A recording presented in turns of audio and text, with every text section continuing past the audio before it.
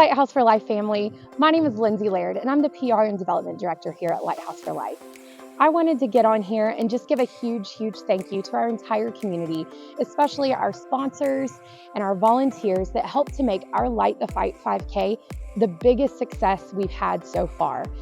We had 467 people register to participate in this event. Not only that, our event brought in close to $42,000. That's huge. Guys, thank you so much for joining us in this fight. It was incredible to see so many people linking arms, supporting one another along in the race, also getting to hear from one of our survivors herself express her own thanks for having so many people that care enough that they would participate in an event like this, because we all want to see human trafficking eradicated right here in the Midlands. Thank you. Thank you for your prayers, for attending the event, for cheering people on, and for just being a safe community that our survivors can trust. We value you so much, and we can't wait to see even more survivors walk through our doors to be served because of you.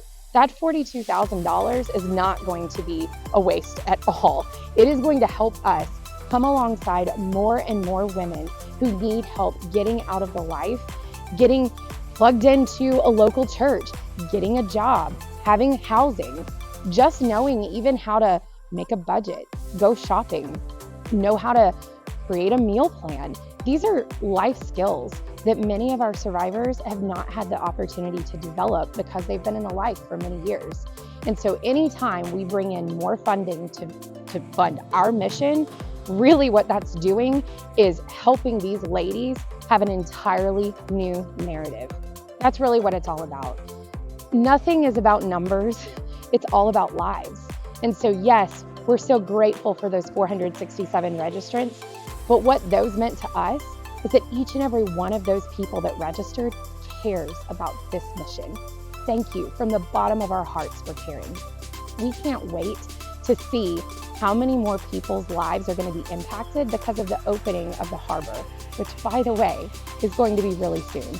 If you haven't been keeping up with our renovation updates, I'm going to link the videos here for you to go back and see if you haven't seen all of the progress up to this point. But we're so close to opening our doors to the community and being able to serve more and more survivors. We need all of your help as we continue to do this. The few ways that we're specifically asking you to help are: one, please pray. If you're not already on our prayer team, please join our prayer team. I send out emails every Monday with prayer requests for the week, praises that we can report back on how God has met needs already. And it's just a way for our community to continue to link arms with us, especially because we know we can't do any of this without Jesus.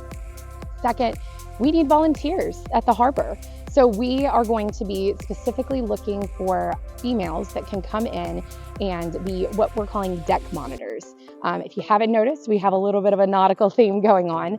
And so I'm going to also link that information in this email as well if you're interested in getting plugged in there.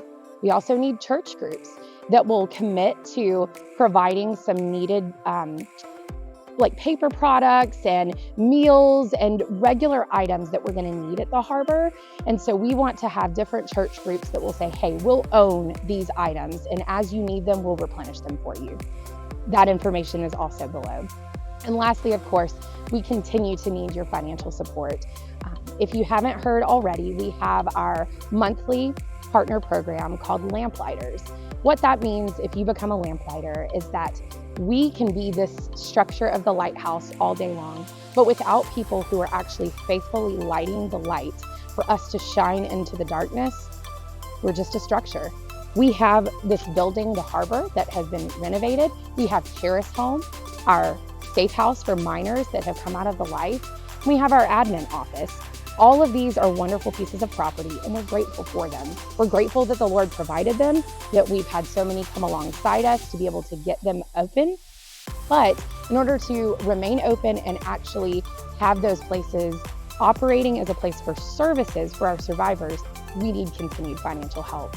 So if you haven't already, please prayerfully consider becoming one of our monthly Lamplighters.